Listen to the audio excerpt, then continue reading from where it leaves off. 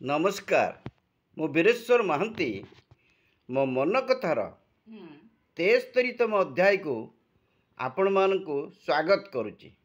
आज मोर जेपरी अध्याय सब मु करे आज से परी नुहे, आज एक व्यतिक्रम अध्याय। आपण माने देखुथिबे मो सामने खाद्य प्रस्तुत होईची। आज होची कार्तिक मासर प्रथम सोमवार। साधारणतः ओडिया घरे यही दिन हबिष डालमा हुए। आम घरे मध्य आज हबिष डालमार करिवार योजना थिला, किंतु हठात मु देखिली आमे जो अपार्टमेंट रे रहूचु शुभम सत्यम रॉयल अपार्टमेंट रो परिसर बाहरे जो महादेव मंदिर अच्छी सेठी गोटे आज प्रसाद होउची कार्तिक मास पई।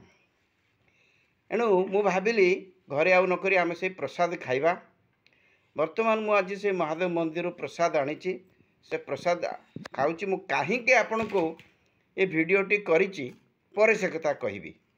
आपण देखंतु एठी अछि मो फोटो मु देखौनी एठी पई मु खाली देहरे बसिके खाऊची आया। एणु मो फोटो मु देखौनी। वर्तमान ये हला अन्न अन्न परे एठी करचंती डालमा। डालमा परे आपण देखंतु एठी करचंती साग मुग। साग मुग परे एठी करचंती आंबुल दहीर खटा। बड़ बढ़िया दिसुची, कौन लागुची खाइला परे कहिबी। तापरे एठी आज्ञा खीरी। तापरे एठी अछि पांपड़। एठी अछि लेंबू लंका लुण।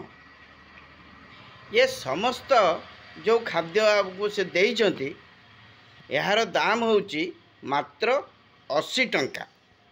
से मोर आज ये वीडियो करिवार उद्देश्य एया जे यार दाम मात्र 80 टंका। एवं टिके चाखीदबा आ सब बेसी पछको। डालमा तो बढ़िया दिसुची, खटाटी जा होईची ताकू टिके चाटिबा। खटा रो टेस्ट मु देखौनी आपन को टिके अधिका खटा होईची, किंतु खटार टेस्ट भल होईची।